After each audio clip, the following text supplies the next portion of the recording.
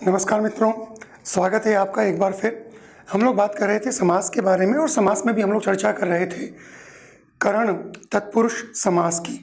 और करण तत्पुरुष समास में हमने कुछ शब्दों को देखा था, जैसे हमने कालिदास कृत, भवभूति प्रणीत, माघ रचित, कबीर विरचित, शर्करा मिश्रित, दुग्ध निर्मित और रस से सिक्त, ये शब्द हम लोग कर चुके थे करण तत्पुरुष समास के अंदर।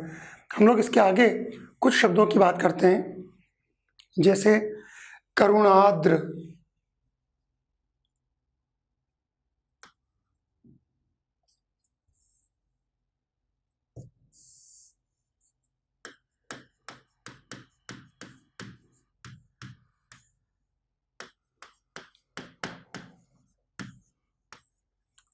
करुणाद्र क्या बनेगा?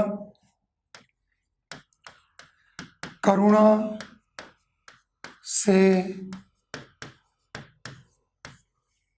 आर्द्र। करुणार्द्र का मतलब क्या निकला?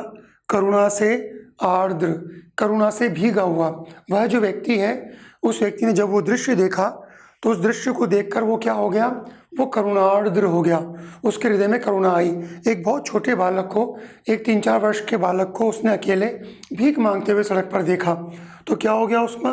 वो करुणार्द्र हो गया, करुणा से भीग गया। चलिए, स्नेह संपृक्त,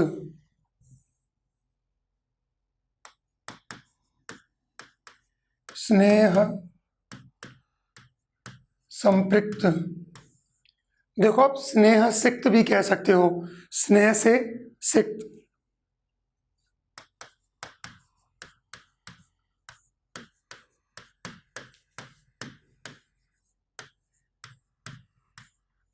स्नेह से संपृक्त। अकाल पीड़ित, अकाल से पीड़ित।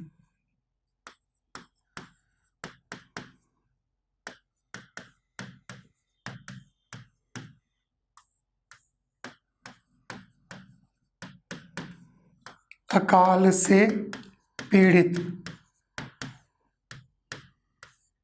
ठीक है। अकाल का मतलब किसी चीज का अभाव, तो अभाव से पीड़ित थे वह व्यक्ति, अकाल पीड़ित।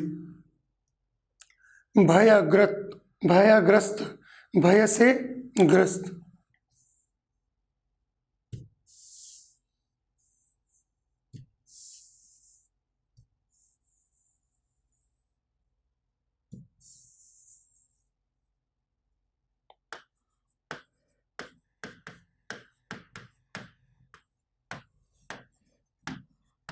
भय से ग्रस्त है, भय से ग्रसित है वो, भयभीत है वो, भय से ग्रस्त। कामातुर, काम से आतुर। तो काम क्या होता है? काम तो एक तरह की वासना, एक तरह की भावना हुई, तो काम की भावना से आतुर, कामातुर।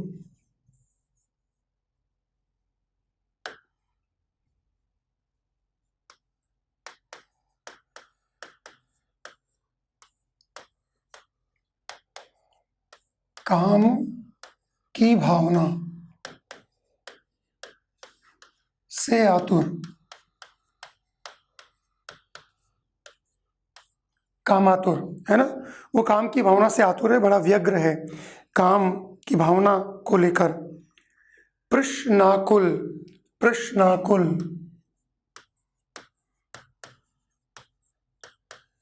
प्रश्नाकुल, प्रश्न से आकुल। आकुल का मतलब व्यग्र। भाई, जैसे हम लोग वीडियो के माध्यम से बात कर रहे हैं, हो सकता है कई बार आपके मन में प्रश्न आते हों, आप प्रश्नाकुल होते हों, लेकिन उसका कोई उपाय नहीं है ना, क्योंकि हम वीडियो के माध्यम से बात कर रहे हैं। अगर हम आमने सामने होते, अक्ष समक्ष होते, तो आप मुझसे प्रश्न कर सकते थे और मैं उत्तर भी दे सकता था। लेकिन अभी आपकी स्थिति ऐसी है कि आप प्रश्नाकुल तो हैं, लेकिन आपको उसका उत्तर नहीं मिल पाएगा, तो आप आकुल ही रहेंगे। हालांकि ये तो उदाहरण था। मेरी कोशिश ये रहती है कि जहाँ तक हो सके आपके प्रश्नों का उत्तर मैं दूं, मतलब बिना आपके पूछे दे दूं। लेकिन अगर फिर भी कोई प्रश्न रहते हैं तो ऐसी स्थिति में आपको डिक्शनरी से संपर्क करना चाहिए। आप अगर डिक्शनरी देखोगे तो आपको शब्दों के अर्थ मिलेंगे। प्रश्नाकुल, प्रश्न से आकुल। अगला है विरह व्याकुल।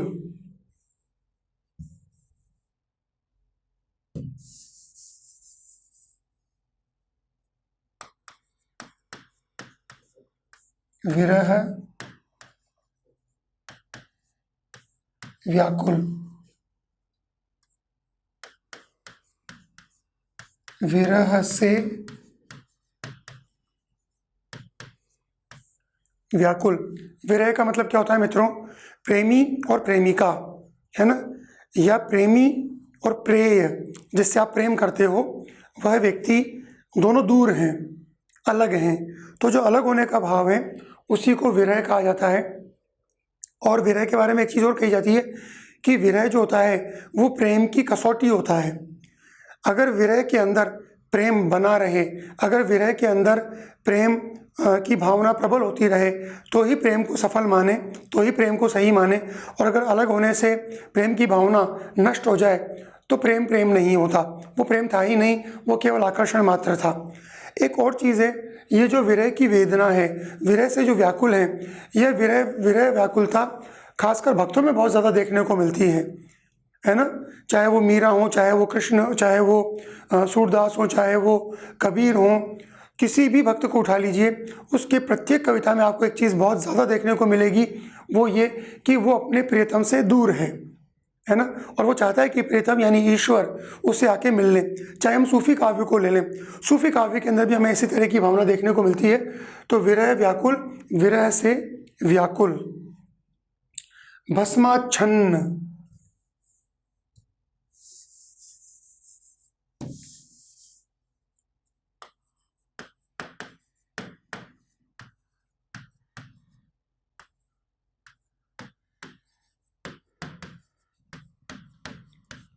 भस्म से आच्छन्न, भस्म से आच्छन्न, ढका हुआ, घिरा हुआ। पुष्पाच्छादित,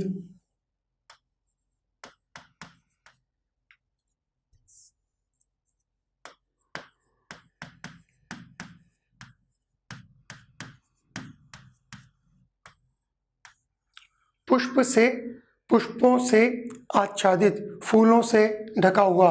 कि भाई वह जो जब देवताओं को सजाया गया, जब शिवलिंग को सजाया गया तो उसको फूलों से ढक दिया, शिवलिंग दिख ही नहीं रहा है, सब जगह पुष्प ही पुष्प दिख रहे हैं, है ना। पुष्पाच्छादित, पुष्पों से आच्छादित।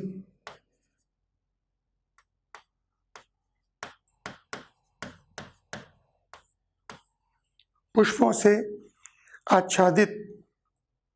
मोहावृत, आवृत कहते हैं घिरा हुआ होना, ढका हुआ क्या होना, तो मोहावृत, मोह से आवृत।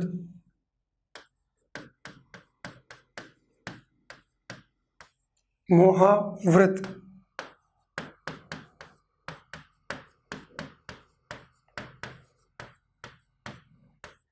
मोह से आवृत, मोह से ढका हुआ। मोह मतलब प्रेम, और प्रेम का भी ये प्रबल रूप है।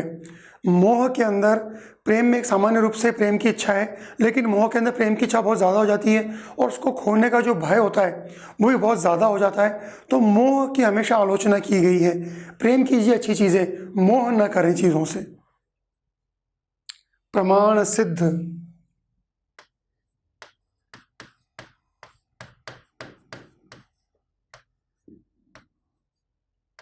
कि यह जो बात है क्या यह प्रमाण सिद्ध है, क्या इसका कोई प्रमाण दे सकते हैं, प्रमाण के द्वारा इसकी सिद्धि हो सकती है। एक चीज़ होती है स्वतः सिद्ध, कि वो स्वतः अपने आप में ही सिद्ध है, अपने आप में ही प्रमाणित है। या जैसे कुछ बात होती है तर्क सिद्ध, किसी को हम तर्कों के माध्यम से सिद्ध करते हैं, प्रूव करते हैं कि भाई ऐसा था, ऐसा था, ऐसा था, इसलिए ऐसा हुआ, तो तर्क सिद्ध हो गया। ठीक है, तो प्रमाण सिद्ध, प्रमाण के द्वारा या प्रमाण से सिद्ध।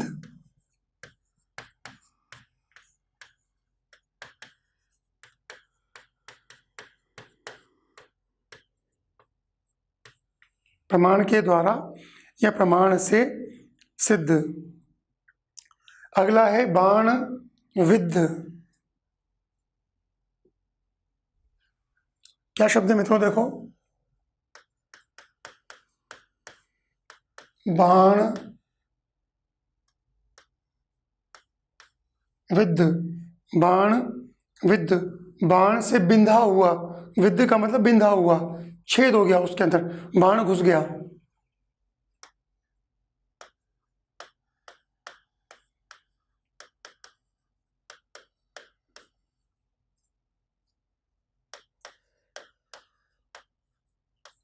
बाण से विद्ध भी कर सकते हो, बाण के द्वारा विद्ध भी कर सकते हो। असल में भगवान बुद्ध बड़ी प्यारी बात कहते हैं एक जगह पर। वो क्या कहते हैं कि किसी व्यक्ति के तीर आकर लगा और लोगों ने उसको घेर लिया। आज भी कई एक्सीडेंट होते हैं तो लोग क्या करते हैं, वीडियो बनाते हैं। ये नहीं कि सहायता करें, कुछ और काम करें, वो वीडियो बनाते हैं अपने अपने मोबाइलों से। तो कोई व्यक्ति है, उसको तीर आकर लगा, उसको लोगों ने घेर लिया। अब लोग बात कर रहे हैं, किसका है ये तीर, किस धातु का बना हुआ है तीर, किस दिशा से आया है ये तीर, कितना भीतर धंसा हुआ है ये तीर। भगवान बुद्ध कहते हैं कि ये सारे प्रश्न व्यर्थ हैं। सबसे इंपॉर्टेंट चीज़ है तीर को बाहर निकालना, है ना। कभी कहीं एक्सीडेंट हो जाए तो आपको वीडियो नहीं बनाने चाहिए। अगर कर सकते हो तो पुलिस को फ़ोन कर दीजिए, किसी एम्बुलेंस को फ़ोन कर दीजिए, या अगर संभव हो तो आप उसको उठाकर अपनी गाड़ी में डालकर उसको, या किसी ऑटो वगैरह में डालकर हॉस्पिटल ले जाएं। आजकल पुलिस ऐसे लोगों को, जो ऐसे घायलों को लेकर आती है, उनसे कोई प्रश्न नहीं करती। टेलीविज़न में 50 जगह इस तरह का प्रमाण आता है, इस तरह के एडवर्टीजमेंट्स आते हैं। तो बाण विद्ध, बाण के द्वारा विद्ध। अगला प्रश्न, अगला उत्तर है, अगला हमारा उदाहरण है ज्ञान भेद्य।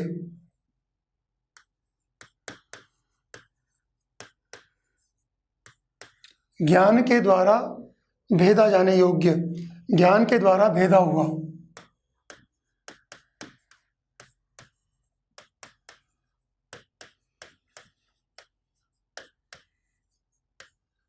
ज्ञान के द्वारा भेद्य, है ना। इस भेद्य को आप ऐसे भी लिख सकते हो,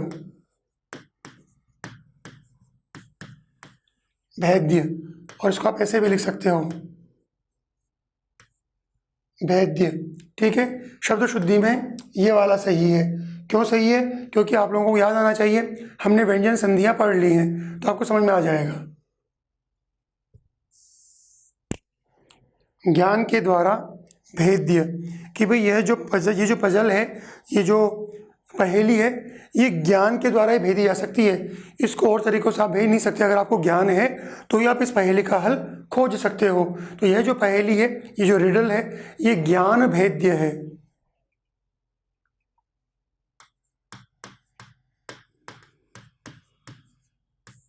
जन यानी लोग, सेव्य के द्वारा सेवित, मतलब लोग उसकी सेवा करते हैं। तो वह जो व्यक्ति हो गया वो सेव्य हो गया। सेव्य तो खुद हो गया, और जो लोग सेवा कर रहे हैं वो हो गए सेवक। तो सेवक और सेव्य, और जो काम वो लोग कर रहे हैं वो क्या है? सेवा। तो 3 शब्द हो गए, सेवक, सेव्य और सेवा। जैसे प्रेमी, प्रेय और प्रेम। जैसे भक्त, भगवान और भक्ति। तो जन सेव्य शब्द है ये। तो जन के द्वारा सेव्य, जिसकी सेवा जनता करती है। अगला है सर्वपूज्य।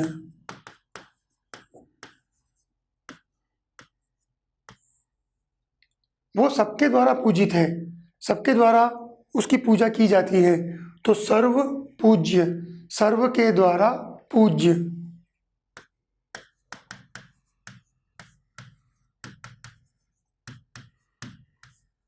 सर्व के द्वारा उसकी पूजा की जाती है, इसलिए सर्व के द्वारा पूज्य। मद मत,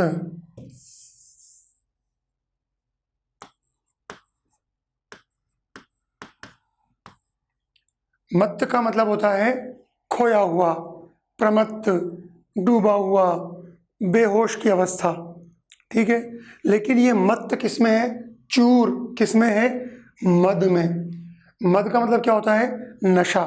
मद किसी भी चीज का हो सकता है। इस मद को धारण करती है, इसीलिए मदिरा है ना। मदिरा में क्या होता है? मद होता है, शराब। और मद कई चीजों का हो सकता है। धन का भी मद होता है, बहुत पैसे वाला होगा, शो ऑफ करेगा। ज्ञान का भी मद होता है, कोई बहुत ज्ञानी है तो जगह जगह ज्ञान की बात करेगा, जो उससे कम ज्ञानी है उनका उपहास करेगा, है ना। या फिर जैसे भुजाओं का, बल का भी मद होता है, तो मद किसी का भी हो सकता है। और मद हमेशा बुद्धि को भ्रष्ट करता है, इसलिए कभी भी कोई भी मद ना करना चाहिए, चाहे वो शराब का हो, चाहे वो ज्ञान का हो, चाहे वो धन का हो, चाहे वो बल का हो। ठीक है ना। तो मद मत्त यानी मद के द्वारा, मत्त मद के द्वारा वो तल्लीन है, वो डूबा हुआ है।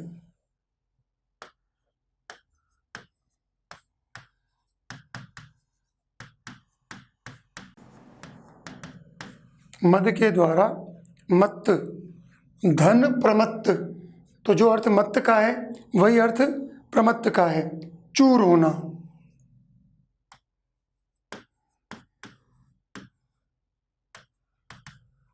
धन प्रमत्त।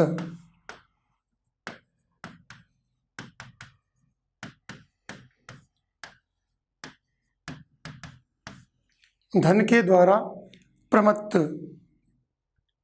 महिमा मंडित। अब महिमा के द्वारा मंडित नहीं होगा। देखो समास वगैरह में ये चीज़ ध्यान रखने वाली बात है कि अब महिमा कोई व्यक्ति नहीं है जिसके द्वारा उसको मंडित किया जाए, तो महिमा से मंडित होगा। जैसे दुग्ध से निर्मित है ना खीर, तो वैसे ही होगा महिमा से मंडित।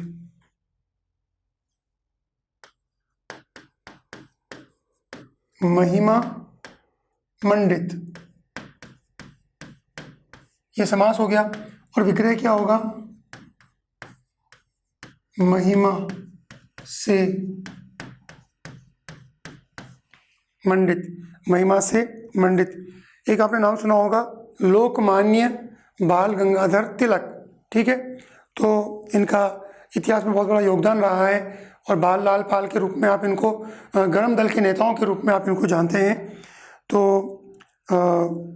महिमा सॉरी लोकमान्य, लोक के द्वारा मान्य, लोक के द्वारा मान्य।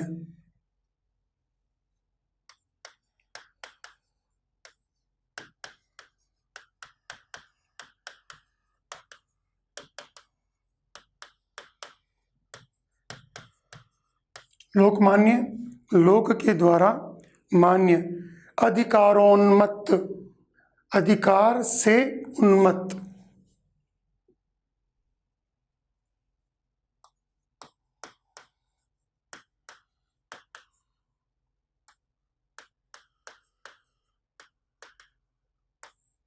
अधिकारों से चूर होना।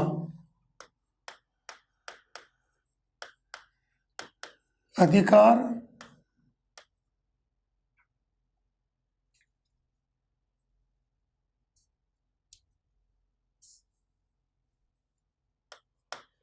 से उन्मत्त। अधिकार से उन्मत्त। श्रम साध्य, यह जो कार्य है ये श्रम के द्वारा साध्य है। श्रम करोगे तो ही ये काम होगा। साध्य मतलब किसी भी चीज़ का पूरा होना। साध्य का मतलब लक्ष्य भी होता है, तो श्रम से साध्य है ना। वही साध्य, साधक और साधन, है ना। तो श्रम साध्य।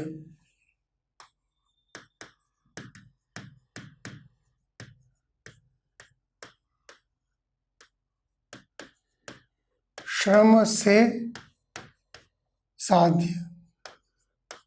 श्रम से साध्य। क्रियान्वित, अन्वित कहते हैं जुड़ा हुआ होना। अन्वित का मतलब जुड़ा हुआ होना। क्रियान्वित, क्रिया से अन्वित।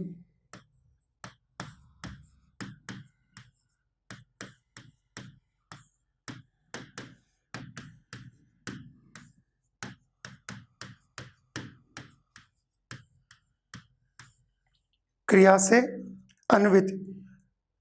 यह जो आपने बात कही, ये जो आपने तर्क दिया, यह युक्ति युक्त था, युक्ति से जुड़ा हुआ था।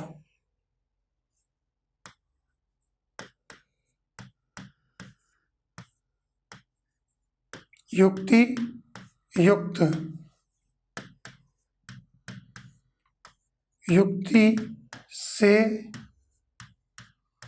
युक्ति से युक्त, युक्ति युक्त।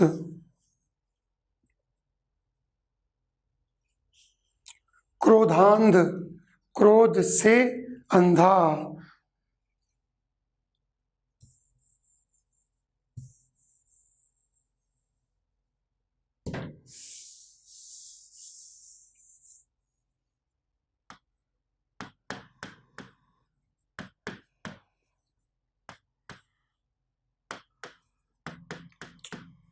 क्रोध से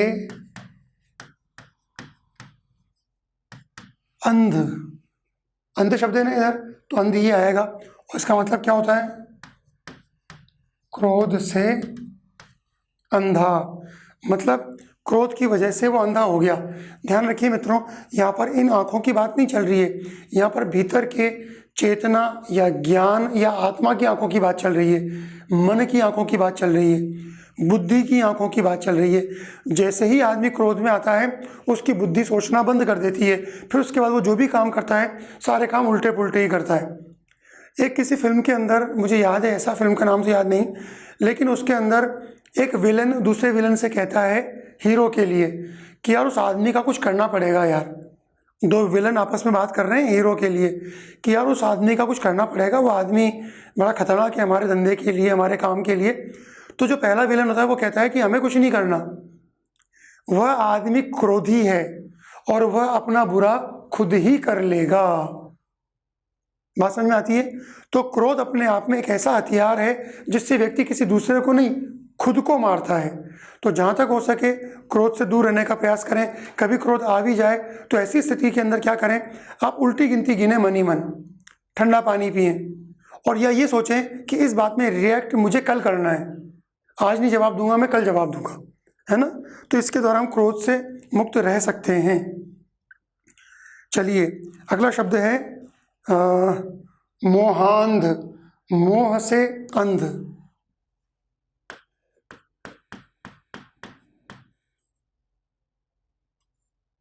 मोहांध,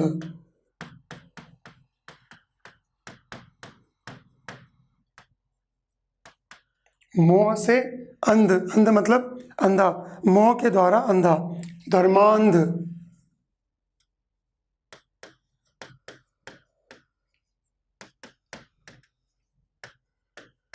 धर्म से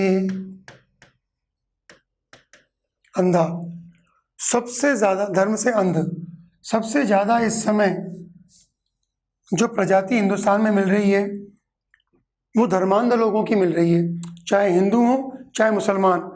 आप यूट्यूब को देख लो, आप व्हाट्सएप को देख लो, फेसबुक को देख लो, एक दूसरे के प्रति ऐसी गालियां बकेंगे, समझ ही नहीं आता कि क्या चाहते हैं क्या एक दूसरे से, है ना। तो ये सब क्या हो रहा है, ये सब किसकी वजह से हो रहा है? धर्मांध की वजह से हो रहा है कि व्यक्ति अपने अपने संप्रदायों में अंधा हो गया।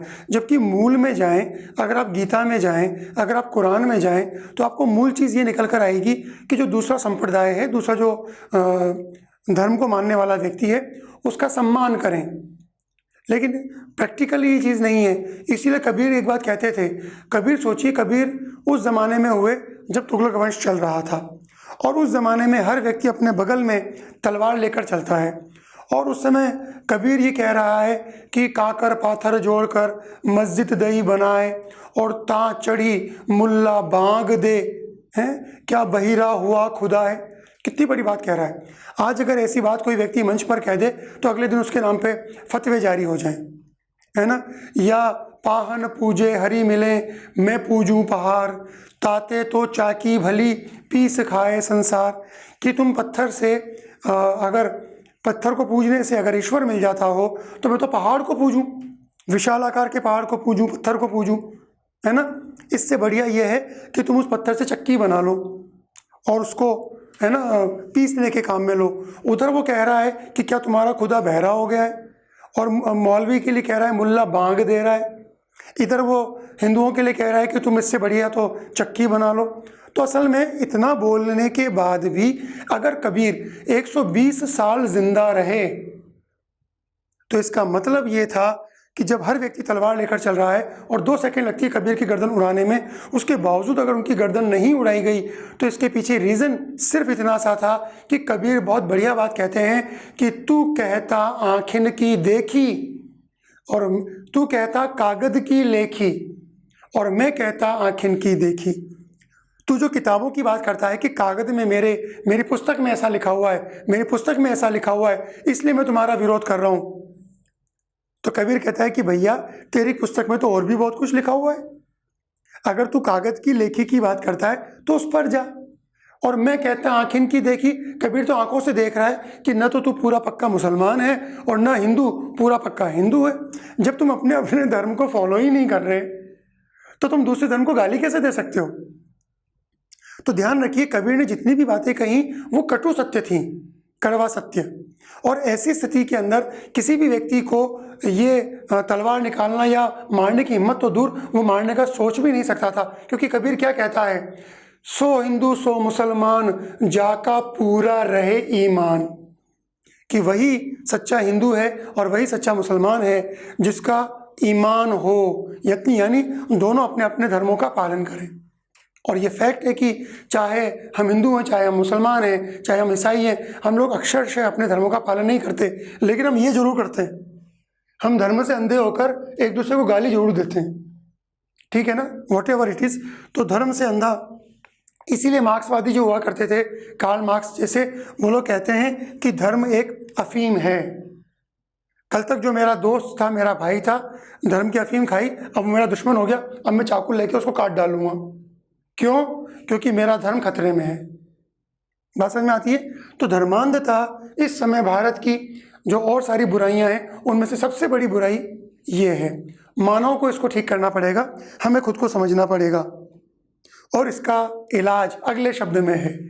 धर्मांध आ गया ना, तो अगला शब्द क्या है, देखो,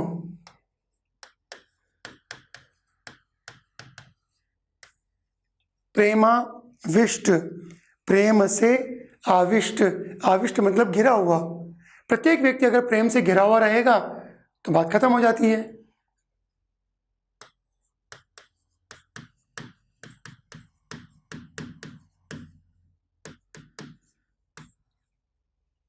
ठीक है, प्रेम से आविष्ट।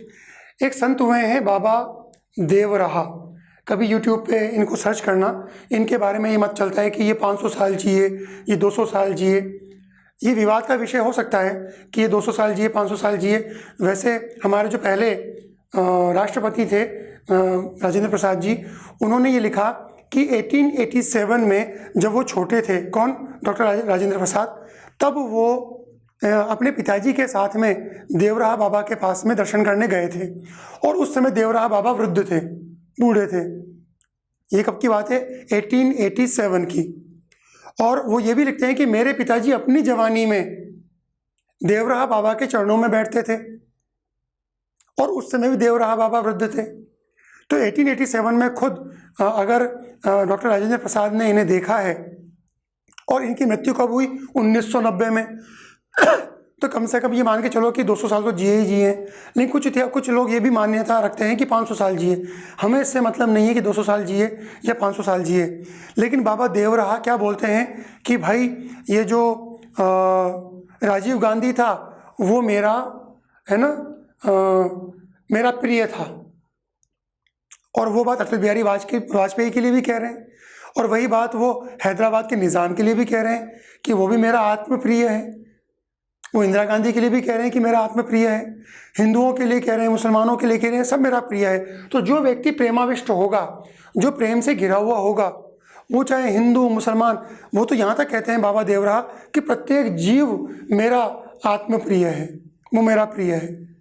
यानी प्रत्येक जीव में ब्रह्म को देखना।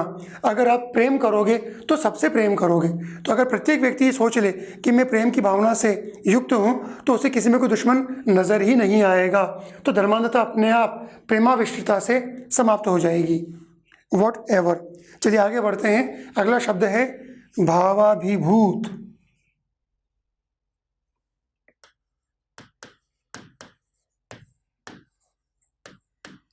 भावाभिभूत, भाव से अभिभूत।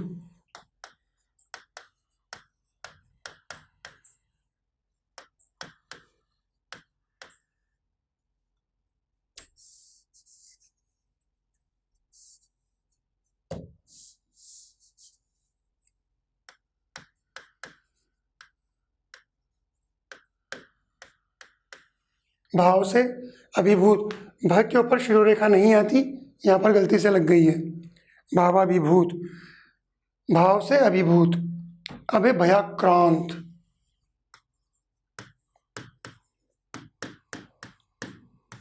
भयाक्रांत, भय से आक्रांत, डरा हुआ, भयाक्रांत। भय से आक्रांत। गांव के बाहर निकले और एक खेजड़ी का वृक्ष है और कहते हैं कि उस पर कोई भूत रहता है, और जैसे उसके पास में से निकले पीछे से पीठ थपथपाने की आवाज़ आई और आदमी क्या हो गया, भयाक्रांत हो गया, भय से आक्रांत हो गया। उसे पता ही नहीं था कि उसका जो गमछा है वो गमछा ही उसके है ना पीठ के ऊपर थपथपा रहा था। चलिए भयाक्रांत। मुँह मांगा, मुँह से मांगा।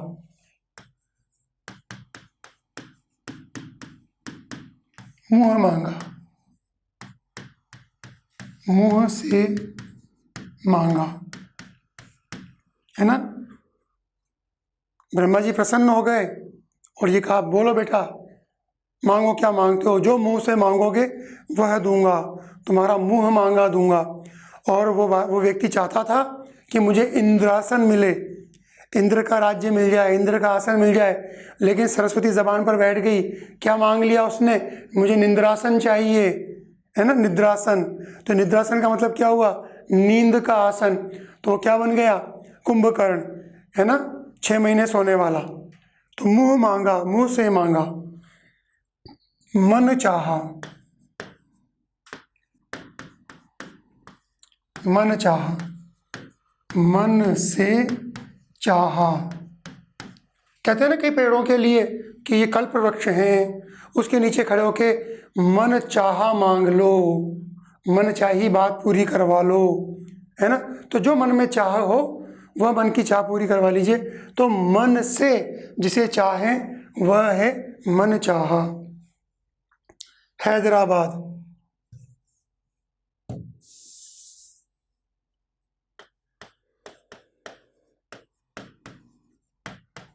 हैदराबाद। हैदर व्यक्ति का नाम, के द्वारा आबाद, है ना, हैदराबाद। या जैसे अकबराबाद, अकबर के द्वारा आबाद। निज़ामाबाद, निज़ाम के द्वारा आबाद। जनाकीर्ण,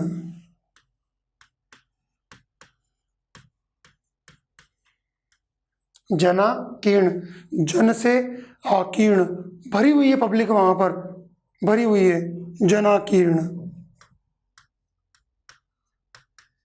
जन से, जन से आकीर्ण, जनाकीर्ण। अगला है जरा जीर्ण।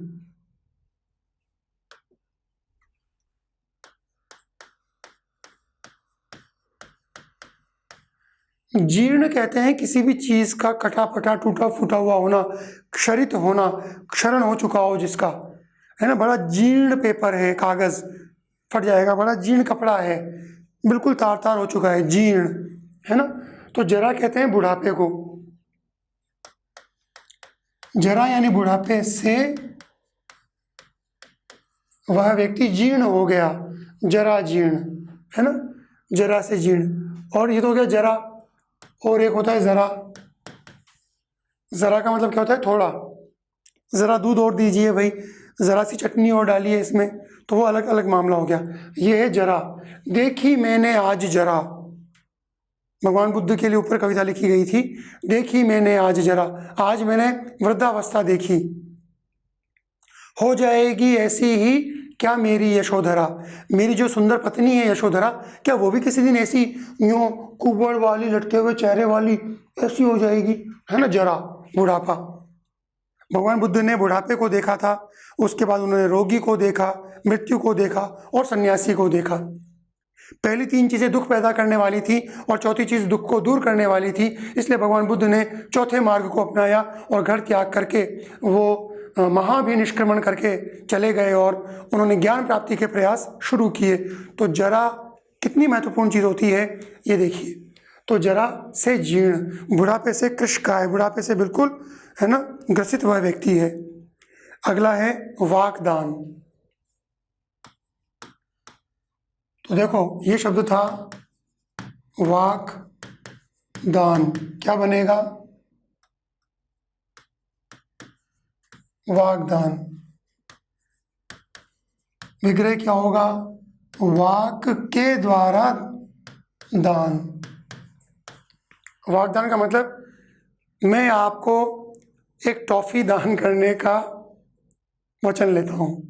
तो मैंने क्या किया, मैंने आपको टॉफ़ी दान करने का वचन ले लिया, तो मैंने क्या किया, ये वाक के द्वारा दान किया, वाकदान, वचन के द्वारा, वाक से दान करना, वाक के द्वारा दान करना।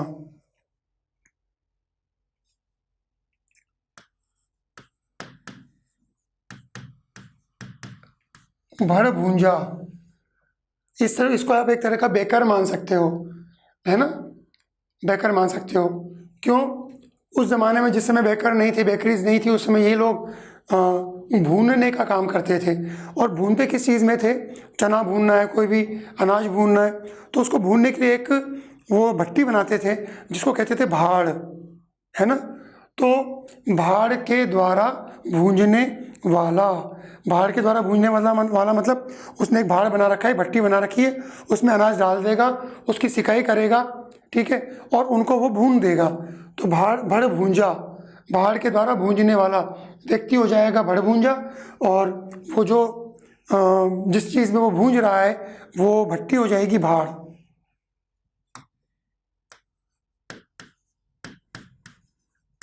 भाड़ के द्वारा भूंजने वाला,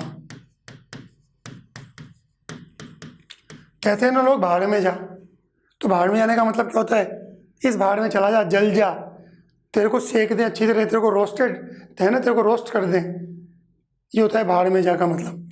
तो भड़ भूंजा, भाड़ के द्वारा सेकने वाला।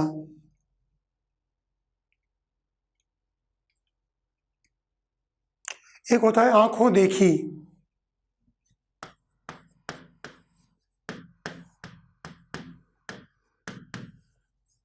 आंखों देखी मतलब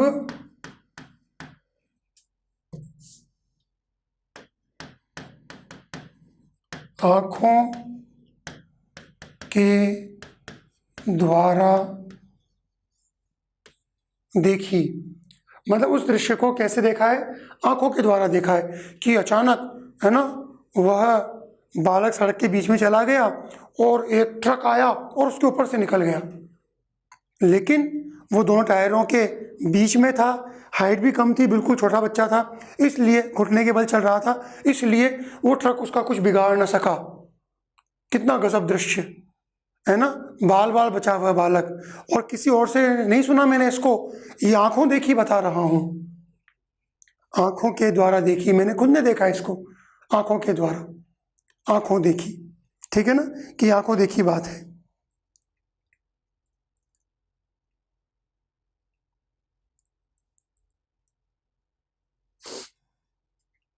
एक और शब्द है देव दत्त, देव दत्त यानी देव के द्वारा, दत्त, दत्त मतलब दिया हुआ, है ना, कि देव दत्त, यह जो वरदान है ये देवता के द्वारा दिया हुआ है, या यह जो फल है ये देवता के द्वारा दिया हुआ है, जो भी इसको खाएगा वो अमर हो जाएगा, देवदत्त, देव के द्वारा दिया हुआ। एक और चीज़ होती है मित्रों, देखो समझ लेना, ये तो हो गया देव, इसका मतलब है देवता, और एक होता है दैव। तो देव एक मात्रा, देवता, दैव दो मात्रा, ये हो गया भाग्य, है ना। दैव में क्या लिखा है, भाग्य में क्या लिखा है, ये समझ में आना चाहिए। ठीक है मित्रों, तो आज हम इतना ही पढ़ेंगे। अगली बार इससे अगला तत्पुरुष समास लेंगे। अगला तत्पुरुष समास होगा हमारा संप्रदान, और संप्रदान तत्पुरुष समास के अंदर के लिए का लोप हो जाता है, तो आप संप्रदान तत्पुरुष समास को पढ़ें। और इन जो दो तत्पुरुष समास को मैंने आपको पढ़ा दिया है, आप इनका रिवीजन करें। अगले वीडियो तक मुझे अनुमति दीजिए। नमस्कार।